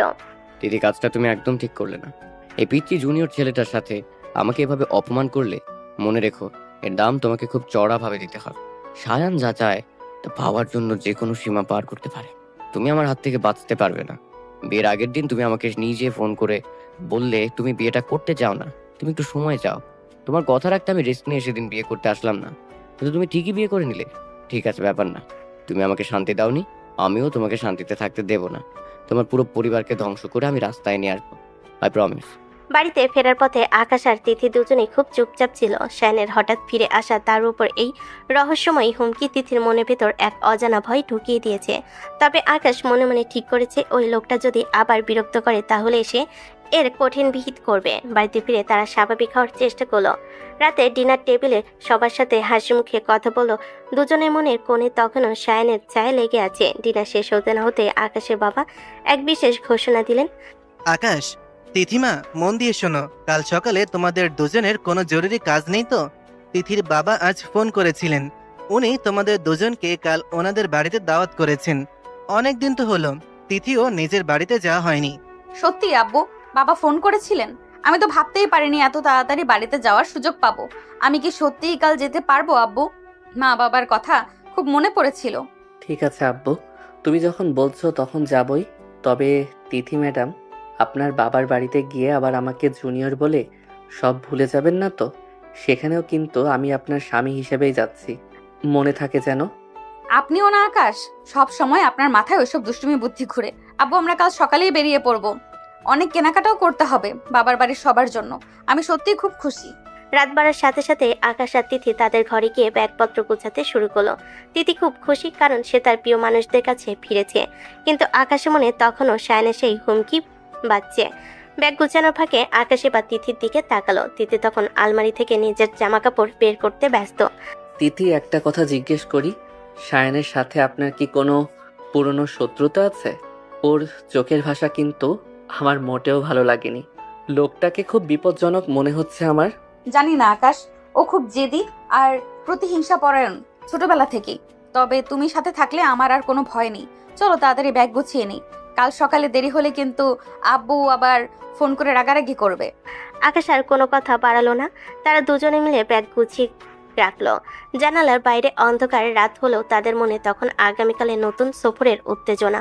সকালে মিষ্টি রোদ গায়ে মেখে আকাশ আর তিথি পৌঁছে গেল তিথিদের বাড়ির গেটে।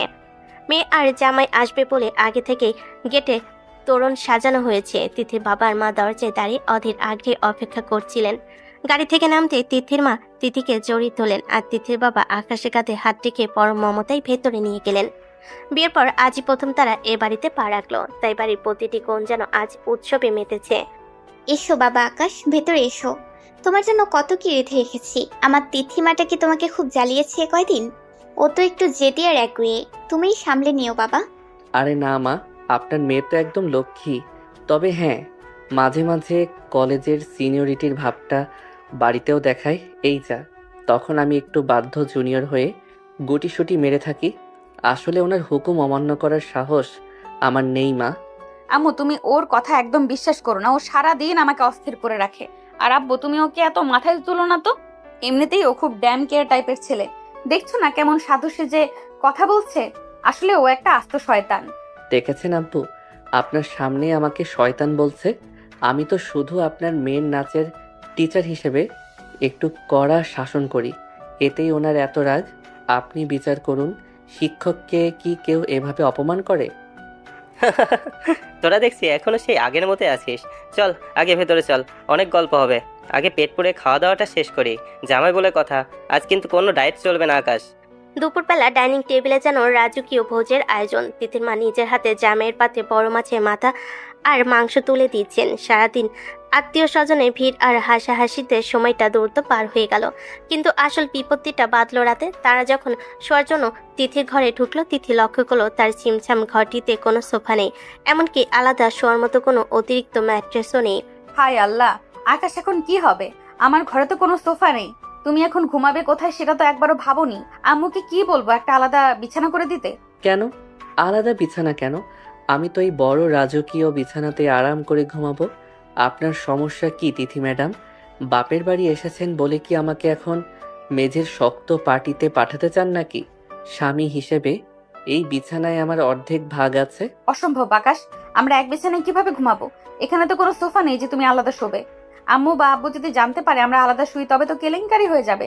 কিন্তু এক বিছানায় না না, আমি বরং নিচে পাটি পেতে শোয়ার ব্যবস্থা করি, তুমি বিছানায় ঘুমাও। আরে শুনুন, পাটি পাতার কোনো দরকার নেই।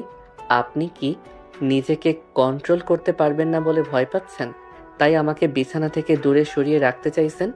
নিজের উপর কি আপনার এতই কম ভরসা যে আমাকে পাশে দেখলে আপনার মন বিগড়ে যেতে পারে? মুখ সামলে কথা বলো আকাশ, তুমি এসব কি আজে বাজে কথা বলছো? আমি নিজেকে কন্ট্রোল করতে পারবো না মানে কি? আমাকে কি তোমার মতো অত কাঁচা মনে হয়? ফাজলামোর একটা সীমা থাকা উচিত। আরে বাবা, রাখছেন কেন? আমি তো জাস্ট একটা লজিক্যাল কথা বলছি। আপনি হয়তো ভাবছেন এত হ্যান্ডসাম আর ইয়ং একটা জুনিয়র হাজবেন্ড পাশে থাকলে আপনার মনটা একটু উথাল পাথাল করতে পারে, আর সেই বড় কোনো অঘটন থেকে বাঁচতেই আপনি আমাকে মাটিতে শোয়াতে চাইছেন। আমি আপনার মনের সব খবর জানি তিথি ম্যাডাম। ফাজিল ছেলে, তোমার এই ফাজলামো কি কখনোই শেষ হবে না? এই নাও তোমার শাস্তি। বড়দের সাথে মুখে মুখে তর্ক করো, ফাজলামোর একটা লিমিট থাকে তো। তোমাকে আজ মেরেই ফেলবো আমি। তিথির আগে ফুসতে ফুসতে বালিশ তুলে আকাশের গায়ে এলোপাথারি মারতে শুরু করলো। আকাশ হাসতে হাসতে বিছানার ওপর গড়াগড়ি খাচ্ছে আর বালিশ দিয়ে নিজেকে আড়াল করার চেষ্টা করছে। তিথি তাকে মারার জন্য তেড়ে যেতে গিয়ে বিছানার উপর ঝিলিক দিয়ে ঝাঁপিয়ে পড়লো। দুজনের মধ্যে ধস্তাধস্তি শুরু হলো আর সেই তালে তারা একে অপরের খুব কাছাকাছি চলে এলো। ঘরের মৃদু আলোয় তিথির ফর্সা মুখটা রাগে আর লজ্জায় লাল হয়ে গেছে দেখে আকাশের হাসি হুট করে থেমে গেল। সে হঠাৎ তিথির হাত দুটো শক্ত করে চেপে ধরলো। ঠিকই তো বলেছি, আপনি আসলে নিজেকে কন্ট্রোল করতে না পেরে যদি কোনো অঘটন ঘটিয়ে ফেলেন, ওই ভয়ে আমার সাথে এক বিছানায় শুতে ভয় পাচ্ছেন। আপনার এই কাঁপা কাঁপা হাত আর বড় বড় চোখই বলে দিচ্ছে আপনি মনে মনে কতটা কাঁপছেন। ভয় পাবেন না, আমি তো আপনার নিজেরই স্বামী। আমি আমি মোটেও ভয় পাচ্ছি না। আর অঘটন কেন ঘটবে? তুমি একটা ছোট ছেলে, তোমাকে ভয় পাওয়ার মতো কিছু নেই আমার মধ্যে।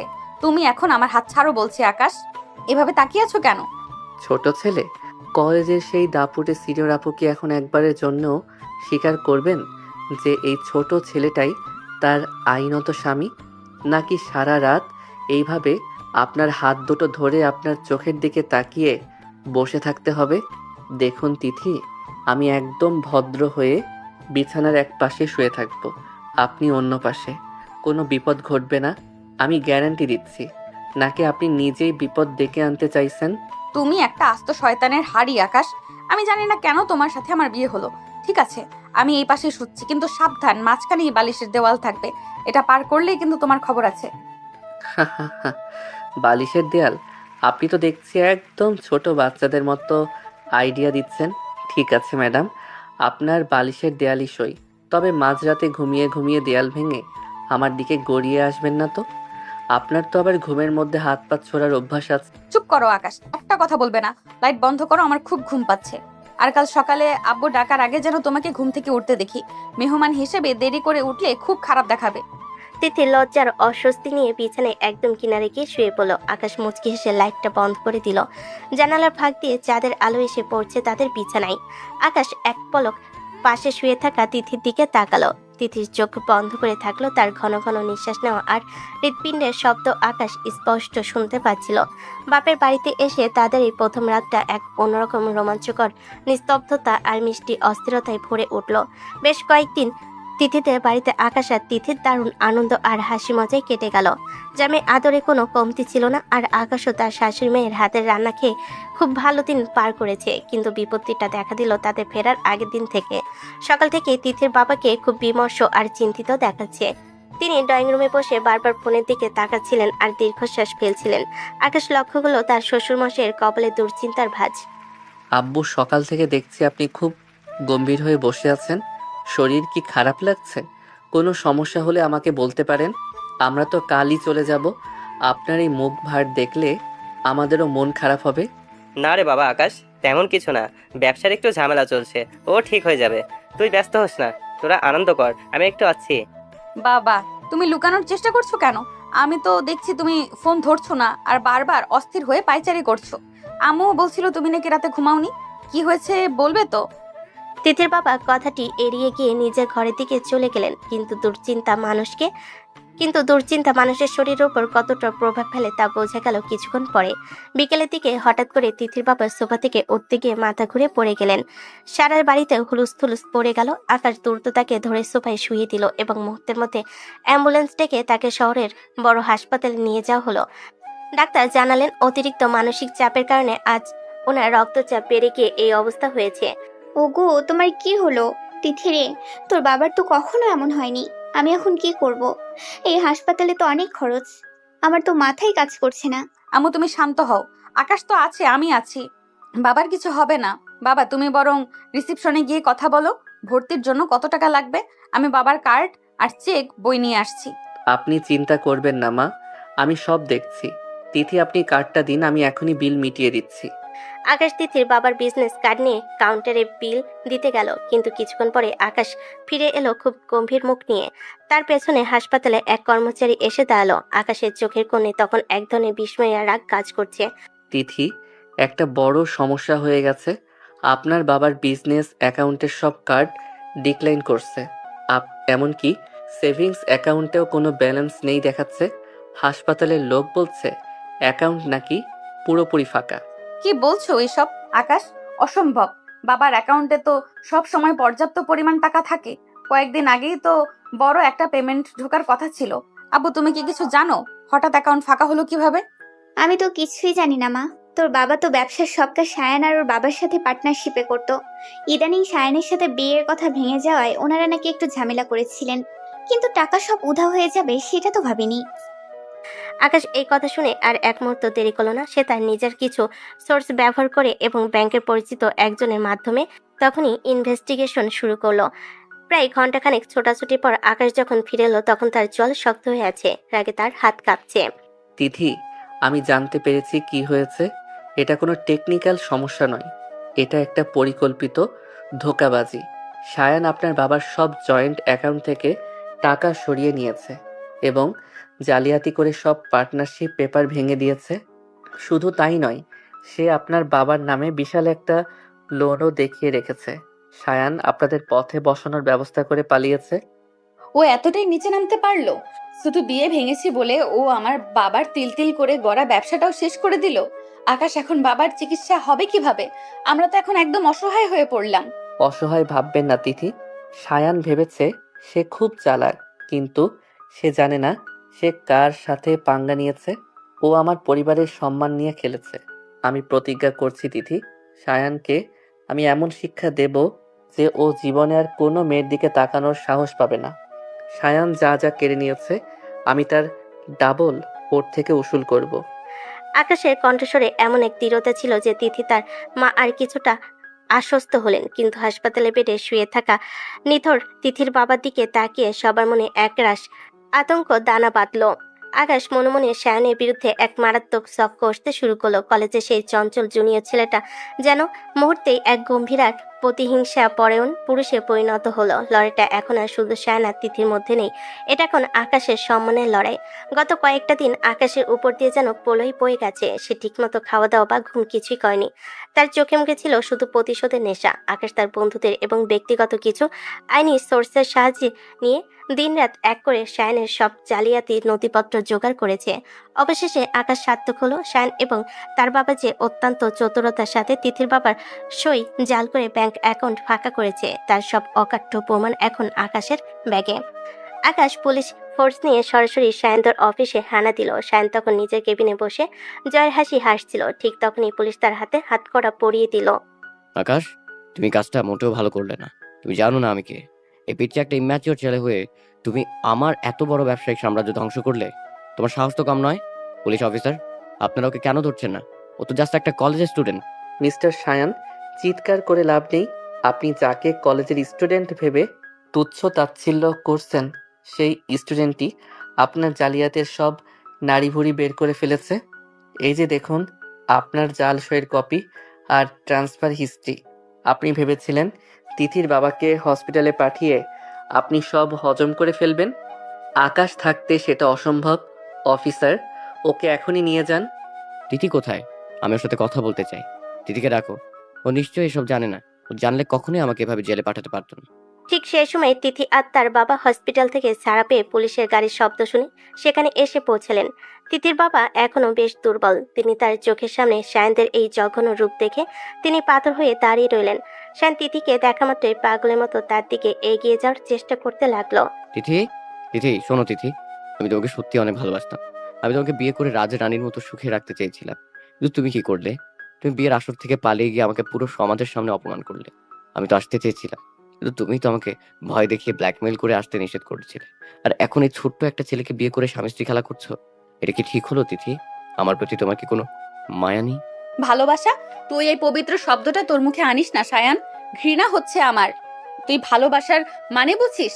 তুই আমার বাবাকে পথে বসাতে চেয়েছিলি, তাকে হার্ট অ্যাটাক পর্যন্ত করিয়েছিস শুধু টাকার লোভে। তুই বলছিস আমায় ভালোবাসতিস? যে মানুষটা তোকে নিজের সন্তানের মতো বিশ্বাস করতো, তার সব কেড়ে নিয়ে তুই এখন বড় বড় কথা বলছিস। তিথি আর নিজেকে এক মুহূর্তের জন্য নিয়ন্ত্রণ করতে পারল না। সে সজোরে শায়নের গালে পরপর কয়েকটা চর কষিয়ে দিল। শায়নের মাথাটা অপমানে একদিকে হেলে পড়ল, আর পুরো অফিস এলাকা এক লহমায় নিস্তব্ধ হয়ে গেল। ভাগ্যিস সেদিন তোকে ব্ল্যাকমেল করে বিয়েটা ভেঙেছিলাম সায়ান, না হলে আজ তোর মতো একটা হীনমন্য জানোয়ারের ঘরে আমাকে বন্দিনী হয়ে থাকতে হতো। তোর মতো নিচু মনের মানুষের ছায়াও যে আমি মারাইনি, তার জন্য আমি নিজেকে হাজারবার ভাগ্যবতী মনে করি। তুই যাকে বারবার বাচ্চা ছেলে বলে অপমান করছিস, সেই আকাশই আজ প্রমাণ করে দিয়েছে যে সে তোর চেয়ে 1000 গুণ বেশি যোগ্য এবং প্রকৃত পুরুষ। ও আজ আমার বাবাকে জমের দুয়ার থেকে ফিরিয়ে এনেছে, আর আমাদের পরিবারের সম্মান ধুলো থেকে তুলে এনেছে। তুই ওর নখেরও যোগ্য নোস। তিথি, তুমি ভুল করছো। এই ছেলেটা তোমাকে কখনোই আমার মতো স্ট্যাটাস দিতে পারবে না। তুমি একদিন ঠিকই আফসোস করবে। আকাশ, তুমি জিতে গিয়েও হেরে গেলে, আমি ফিরে আসবোই। সেই সুযোগ আপনি পাবেন না শায়ান সাহেব। জেলের ঘানি টানতে টানতে আপনার সব স্ট্যাটাস বেরিয়ে যাবে। পুলিশ অফিসার, দয়া করে এই জঞ্জালগুলোকে এখান থেকে সরিয়ে নিয়ে যান। এদের মুখ দেখতেও ঘৃণা লাগছে আমাদের। পুলিশের গাড়ি শায়ন আর তার বাবাকে নিয়ে সাইরেন বাজিয়ে চলে গেল। রোদের তেজ তখন অনেকটা কমে এসেছে। অফিসের সামনে তখন এক অদ্ভুত নিস্তব্ধতা। তুলির বাবা এতক্ষণ দূরে দাঁড়িয়ে সব দেখছিলেন। তার চোখে তখন অন্তপে জল টলমল করছিল। তিনি ধীর পায়ে কম্পিত হৃদয় আকাশের সামনে এসে দাঁড়ালেন। আকাশের মাথায় হাত রেখে তিনি নিঃশব্দে কান্নায় ভেঙে পড়লেন। আকাশ বাবা, আমাকে তুমি ক্ষমা করে দাও। আমি একটা অপরাধী। আমি শুধু ব্যবসার সাথে নিজের ব্যবসায়িক পার্টনারশিপ বাঁচানোর জন্য আমার কলিজার টুকরো মেয়েটাকে ওই পশুর হাতে তুলে দিতে চেয়েছিলাম। আমি অন্ধ হয়ে গেছিলাম ক্ষমতার লোভে। আর যদি তুমি না থাকতে, তবে আমার মেয়েটাকে সারাটা জীবন মরুভূমি হয়ে যেত, আর আমি মরে কবরে শান্তি পেতাম না। আমি আজ নিজের ভুল বুঝতে পারছি বাবা। প্লিজ ওসব পুরনো দুঃখের কথা মনে করে নিজেকে ছোট করবেন না। আপনি তিথির বাবা, মানে আজ থেকে আপনি আমারও পরম শ্রদ্ধেয় বাবা। আপনার বিপদ দেখা আর আপনার সম্মান বাঁচানো আমার দায়িত্ব ছিল। আর তিথি তো শুধু আমার কলেজের সিনিয়র আপু নয়, ও এখন আমার জীবন। ওর জন্য আমি পৃথিবীর যে কোনো শক্তির সাথে লড়তে পারি। বাবা, তুমি নিজের ভুল বুঝতে পেরেছো, এটাই আমাদের কাছে সবচাইতে বড় পাওয়া।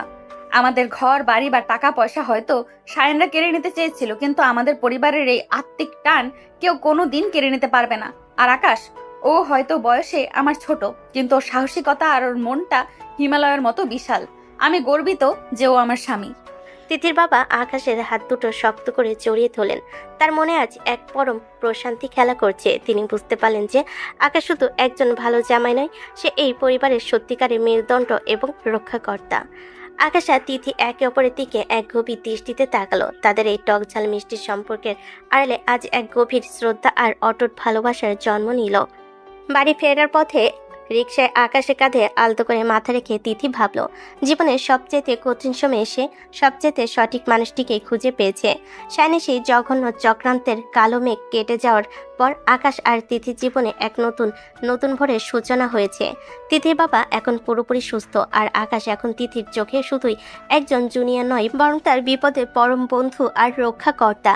দিন দিন তাদের সম্পর্কের রসায়ন যেন আরো গাঢ় আর মায়াবী হয়ে উঠছে। কলেজের ক্লাস শেষে বাড়ি ফিরে এখন আর তারা আগের মতো সাপে নেউলে ঝগড়া করে না, বরং একে অপরের সান্নিধ্য পাওয়ার জন্য মুখিয়ে থাকে। বিকেল হলেই তারা ঘরে বেলকনিতে বসে চা খাই আর নাচে প্র্যাকটিস নাম করে একে অপরের আরো নিবিড় সান্নিধ্যে আসে। তিথি ম্যাডাম, আপনি কি একটা জিনিস ইদানিং খেয়াল করেছেন?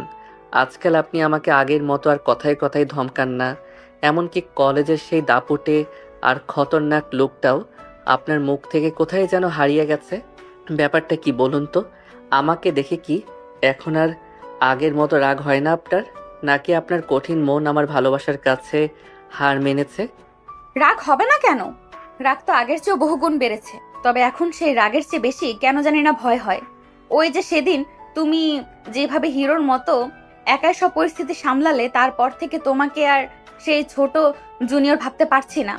কিন্তু তাই বলে ভেবো না যে তুমি আমার হাত থেকে সব পার পেয়ে যাবে। আমার কলেজের শাসন কিন্তু চলবেই, সেটা মাথায় রেখো জনাব। ও আচ্ছা, শাসন এখনো চলবে? তাহলে চলুন কালকে সেই রোমান্টিক ড্যান্সের মেইন স্টেপটা আরেকবার প্র্যাকটিস করি। আপনার শাসনের চোটে তো আমার পায়ের পেশিতে একদম টান ধরে গেছে। আজ কিন্তু একটা শর্ত আছে তিথি। আজ আমি টিচার হব আর আপনি হবেন আমার বাধ্য স্টুডেন্ট। রাজি তো? ইদানিং তোমার সাহস আকাশ ছোঁয়া হয়ে গেছে আকাশ। আমাকে স্টুডেন্ট বানাতে চাও? এত বড় স্পর্ধা তোমার? ঠিক আছে, দেখি তোমার তাল জ্ঞান আর নাচের ছন্দ কতটুকু বেড়েছে। মিউজিক চালাও, আমি দেখছি তুমি আমাকে নতুন কি শেখাও। আর যদি ভুল করো তবে কিন্তু কানমোলা খেতে হবে। আকাশ মুচকি হেসে ঘরের লাইটগুলো কমিয়ে দিল, একটা হালকা রোমান্টিক সুর অন করে দিল। ঘরে সেই মায়াবী আবছে আলোয় তারা দুজন একে অপরের মুখোমুখি এসে দাঁড়ালো। আকাশ ধীর পায়ে তিথির দিকে এগিয়ে গেল এবং এক হাত তিথির সরু কোমরের ওপর রাখলো। তিথি হঠাৎ আকাশে এমন স্পর্শে চমকে উঠে তার গভীর চোখের দিকে তাকালো। সেই চোখে আজ কোনো দুষ্টামি নেই, আছে এক গভীর আর নিবিড় ভালোবাসা। তিথিও আলতো করে তার দুহাত আকাশের কাঁধে রাখলো এবং ছন্দ মিলিয়ে তুলতে শুরু করলো।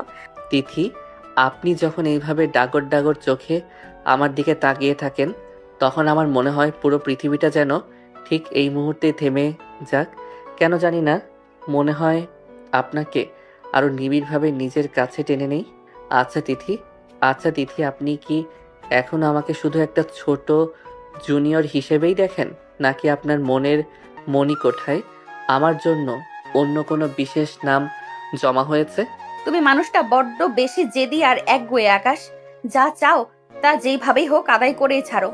আর এই যে তুমি সারাক্ষণ আমাকে চোখে চোখে রাখো আর আমার সব বিপদ থেকে আগলে রাখো, এটা এখন আমার অভ্যাসে পরিণত হয়ে গেছে। তোমাকে ছাড়া এখন এই বিশাল ঘরটাকেও আমার কাছে বড় ফাঁকা আর একা মনে হয়। অভ্যাস নাকি ভালোবাসা? সত্যি করে বলুন তো তিথি, আমার এই পাগলামি গুলো কি আপনার একদমই ভালো লাগে না? আমি জানি আপনার হৃৎপিণ্ড এখন কি বলছে। ওটা তো আমার নামেই দ্রুত লয়ে ধুকপুক করছে, তাই না? আপনি স্বীকার না করলেও আপনার চোখের ভাষা সব বলে দিচ্ছে তিথি। তুমি একটা আস্ত শয়তানের বাচ্চা আকাশ। মানুষের মনের গোপন কথা পড়তে তোমাকে কে শিখিয়েছে শুনি? হ্যাঁ, ভালো লাগে তোমার ওই ভুবন ভুলানো দুষ্টু হাসি, আমার সাথে কারণে অকারণে অনর্থক তর্ক করা আর বিপদে আমার সামনে পাহাড়ের মতো ঢাল হয়ে দাঁড়ানো, সবই আমার ইদানিং খুব ভালো লাগে। এখন কি শান্তি হয়েছে কথাগুলো শুনে? আকাশ তিথিকে আরো নিবিড়ভাবে নিজের বুকের মাঝে জড়িয়ে নিল। তারা দুজন মিউজিকের তালে তালে খুব ধীরে লয়ে একে অপরের সাথে মিশে দুলতে শুরু করলো। তিথি আকাশের চড়া বুকে মাথা রেখে এক পরম স্বর্গীয় প্রশান্তি খুঁজে পেল। বাসর রাতে সেই দূরত্ব আর মনের কোণে সব দ্বিধা আজ পুরোপুরি মুছে গেছে। আকাশের তপ্ত নিঃশ্বাস তিথির ঘাড়ে কাছে অনুভূত হচ্ছে, যা তাকে এক অদ্ভুত শিহরণ আর নেশায় আচ্ছন্ন করে দিচ্ছে। তিথি, একটা কথা আমাকে দেবেন? কলেজ শেষ হোক বা না হোক, আমাদের এই টক ঝাল মিষ্টি খুনসুটি যেন সারা জীবন ঠিক এমনটাই থাকে। আমি চাই না আমরা সেই বোরিং আর গম্ভীর স্বামী স্ত্রী হয়ে যাই। আমি আপনার সেই সারা জীবনের দুষ্টু জুনিয়র হয়েই থাকতে চাই, যে সবসময় আপনাকে রাগাবে আর পরক্ষণেই ভালোবেসে আপনার সব মান ভাঙাবে। আমি তোমাকে আজ প্রমিস করছি আকাশ, তোমার এই মিষ্টি দুষ্টুমিগুলোই তো এখন আমাকে বেঁচে থাকার কারণ। তবে মনে রেখো, কলেজের গেটে পা রাখলেই কিন্তু আমি আবারও তোমার করা সিনিয়র আপু। সেখানে কিন্তু আমার সাথে বেশি ঘনিষ্ঠ হওয়ার চেষ্টা করো না, তাহলে আবার কিন্তু সবার সামনে তোমার কান টেনে দেবো আমি। আচ্ছা বাবা, মেনে নিলাম। কলেজের গেট পর্যন্ত আমি আপনার বাধ্য ছাত্র আর অনুগত জুনিয়র, কিন্তু এই 4 দেয়ালের ভেতর আমি আপনার সব। এখানে আপনার সিনিয়রিটি চলবে না। এখন বলুন তিথি ম্যাডাম, আপনার এই টিচারকে একটা মিষ্টি উপহার দেবেন না? এত সুন্দর আর রোমান্টিকভাবে প্র্যাকটিস করালাম যে আপনাকে। উপহার? কি এমন উপহার চান শুনি জনাব? আপনার তো আবদারের শেষ নেই। আবদারটা বলেই ফেলুন দেখি, আপনার কি মনে চলেছে? আকাশ আর কোনো কথা না বলে তিথির চিবুকটা আলতো করে উঁচিয়ে ধরল। জানালার পাতলা পর্দাগুলো রাতের মৃদু বাতাসের তালে কাঁপছে, আর বাইরে রূপালী চাঁদের আলো যেন তাদের উপর আশীর্বাদ ঢেলে দিচ্ছে। আকাশ ধীরে ধীরে তিথির লালচে ঠোঁটের খুব কাছে মুখ নিয়ে গেল। তিথি এক অজানা আবেশে আল্লজ্জায় চোখ বন্ধ করে ফেল। এক নিবিড় আর পবিত্র ভালোবাসার মুহূর্তে তাদের দুজনকে আজ এক অদৃশ্য অটুট সুতোয় বেঁধে ফেল। তাদের এই খুনসুটিময় সম্পর্কের আজ এক পূর্ণাঙ্গ রোমান্টিক মিলন ঘটল। আজ সেই বহু প্রতীক্ষিত কলেজের বার্ষিক সাংস্কৃতিক অনুষ্ঠানের দিন। পুরো কলেজ ক্যাম্পাস আজ আলোকসজ্জায় ঝলমল করছে। অডিটোরিয়াম কানায় কানায় পূর্ণ। শিক্ষক থেকে শুরু করে ছাত্রছাত্রী সবার নজর এখন স্টেজের দিকে। ব্যাক স্টেজে তিথি আর আকাশ নিজেদের শেষ মুহূর্তের প্রস্তুতি গুছিয়ে নিচ্ছে। তিথি পরনে লাল পেরে সাদা শাড়ি আর কপালে বড় একটি লাল টিপ। অন্যদিকে আকাশ পড়েছে তার সাথে মানানসই ধবধবে সাদা পাঞ্জাবি। আকাশকে বেশ শান্ত দেখালো। তিথি কিছুটা অস্থির হয়ে বারবার পায়চারি করছে আর শাড়ির আঁচল আঙ্গুলে পেঁচাচ্ছে। আকাশ তার হাত আলতো করে তিথির কাঁধে রেখে তাকে নিজের দিকে কিছুটা টেনে নিল এবং তাকে অভয় দিতে শুরু করলো। তিথি ম্যাডাম, আপনি কি সত্যি খুব ভয় পাচ্ছেন? কলেজের সেই দাপুটিয়ার নাম করা সিনিয়র আজ স্টেজে নামার আগে এভাবে কাঁপছে কেন বলুন তো? আমাকে একটু দেখুন, আমি কিন্তু একদম ফুরফুরে মেজাজে আছি। ভয়কে জয় করতে শিখুন ম্যাডাম। আমি পাশে থাকতে আপনার এত টেনশন কিসের? আপনি শুধু আমার চোখের দিকে স্থির হয়ে তাকিয়ে থাকুন, বাকি সবটা আমি একাই সামলে নেব। আকাশ, তুমি বুঝছো না কেন? এটা শুধু একটা সাধারণ নাচ নয়। পুরো কলেজের শিক্ষক আর স্টুডেন্টরা তাকিয়ে আছে আমাদের দিকে। আর তোমার ওই দুষ্টুমিগুলোর কথা ভেবেই আমার বুকের ভেতরটা গুড়গুড় করছে। স্টেজে গিয়ে আবার আমার সাথে ওরকম ফাজলামো শুরু করে দিও না যেন, তাহলে কিন্তু আমার মান সম্মান সব ধুলোয় মিশবে। তুমি অন্তত একটু সিরিয়াস থেকো। মঞ্চের ভারী পর্দা সরে যেতে মোহনীয় এক রোমান্টিক মিউজিক বেজে উঠল। আকাশ আর তিথি ধীরল হয়ে স্টেজের মাঝখানে এসে তাড়াতাড়ি দাঁড়ালো। শুরু হলো তাদের সেই জাদুকরী আর ছন্দময় নাচ। প্রতিটি স্টেপ ছিল অত্যন্ত নিখুঁত এবং প্রতিটি মুদ্রা ছিল মায়াবী আবেদনে ভরা। আকাশ যখন তিথিকে আলতো করে শূন্য তুলে এক চক্কর ঘুরিয়ে আনলো, তখন পুরো হলরুম এক পিনপতন নিস্তব্ধতা নেমে এলো। নাচের একদম শেষ মুহূর্তে আকাশ তিথির কানে কাছে মুখ নিয়ে ফিসফিস করে কিছু একটা বলল, যা শুনে তিথির মুখ রাঙ্গা আর এক মায়াবী হাসি ফুটে উঠল। নাচ শেষ হতে পুরো অডিটোরিয়াম মুহূর্ত করতালিতে ফেটে পড়ল। প্রিন্সিপাল স্যার অত্যন্ত আনন্দিত হয়ে স্টেজে এসে তাদের প্রশংসা করলেন, কিন্তু সবাইকে তাক লাগিয়ে দিয়ে আকাশ মাইক্রোফোনটি নিজের হাতে চেয়ে নিল এবং তিথির হাত শক্ত করে ধরল। থ্যাংক ইউ সবাইকে এই ভালোবাসার জন্য। আজ এই বিশেষ মুহূর্তে আমি একটা গোপন কথা সবার সামনে বলতে চাই। আপনারা সবাই হয়তো ভাবছেন আমরা আজ শুধু সেরা একটা ডুয়েট পারফরমেন্স দিয়েছি, কিন্তু সত্যিটা হলো তিথি শুধু আমার কলেজের ড্যান্স পার্টনার বা সিনিয়র আপু নয়। তিথি আমার ঘরের ও আমার জীবনের শ্রেষ্ঠ সম্পদ। তিথি আসলে আমার আইনত বিবাহিত স্ত্রী। তিথি, আমি জানি আমাদের এই বিয়েটা হয়তো খুব অদ্ভুত পরিস্থিতিতে হয়েছিল, কিন্তু আজ আমি এই হাজার মানুষের সামনে দাঁড়িয়ে বুক ফুলিয়ে স্বীকার করছি, আমি আপনাকে পৃথিবীর সবচাইতে বেশি ভালোবাসি। আপনি কি আমাকে এই অবাধ্য আর পাগল জুনিয়র স্বামী হিসেবেই সারা জীবন ভালোবেসে শাসন করে যাবেন? আকাশের এই সাহসী ঘোষণা শুনে পুরো অডিটোরিয়াম মুহূর্তের জন্য স্তব্ধ হয়ে গেল। তিথি তখন চরম লজ্জায় আর পরম আনন্দে মাথা নিচু করে আকাশের হাতটা আরো শক্ত করে আঁকড়ে ধরল। সে আবেগে নিজের চোখের পানি মুছে আকাশের চোখের দিকে তাকিয়ে সবার সামনে তার মনে কথা প্রকাশ করলো। তুমি মানুষটা সত্যি একটা আস্ত শয়তানের বাচ্চা আকাশ। সবার সামনে এভাবে আমাকে লজ্জায় ফেলে দিলে। তবে আজ আর আমি কোনো কিছু লুকিয়ে রাখবো না। হ্যাঁ আকাশ, আমিও তোমাকে জান দিয়ে ভালোবাসি। তোমার এই মিষ্টি পাগলামি, তোমার এই ছায়ার মতো আগলে রাখা আর তোমার এই একগুঁয়ে জেদ সবই এখন আমার বেঁচে থাকার অক্সিজেন। আমি চাই সারা জীবন তুমি আমার এই দুষ্টু জুনিয়র হয়েই থেকো, যাকে আমি অধিকার নিয়ে সারা জীবন ভালোবেসে শাসন করতে পারবো। আজ এই সবার সামনে আমি বলছি, আমি তোমার হয়েই থাকতে চাই। তিথির এই স্বীকারোক্তির পর পুরো হলরুমে আবারও হাততালির জোয়ার বয়ে গেল। শিক্ষকরা হাসি মুখে মঞ্চে এগিয়ে এসে এই নব দম্পতিকে মন ভরে দোয়া করতে লাগলেন। বন্ধুরা হই হুল্লোড় আর শীষ দিয়ে চারপাশ মাতিয়ে তুল। আকাশ আর তিথি স্টেজের মাঝখানে দাঁড়িয়ে একে অপরের দিকে তাকিয়ে জয়ের হাসি হাসলো। অনুষ্ঠান শেষ যখন তারা হাত ধরাধরি করে কলেজের মূল গেট দিয়ে আসছিল, তখন বিকেলের আবছা সোনালি রোদ তাদের দুজনের মুখে এসে পড়ল। আকাশ তিথির দিকে তাকিয়ে মুচকি হেসে আলতো করে তার কাজ জড়িয়ে ধরল। তারা দুজনেই আজ মনে মনে অনুভব করলো যে জীবনের আসল বড় অনুষ্ঠান তো মাত্র শুরু হলো। তাদের এই দুষ্টু মিষ্টি ভালোবাসার গল্পটি এভাবেই এক সার্থক আর পরিপূর্ণ সুখের সমাপ্তিতে পৌঁছে গেল। এভাবেই সারা জীবন বেঁচে থাকবে সকল ভালোবাসা।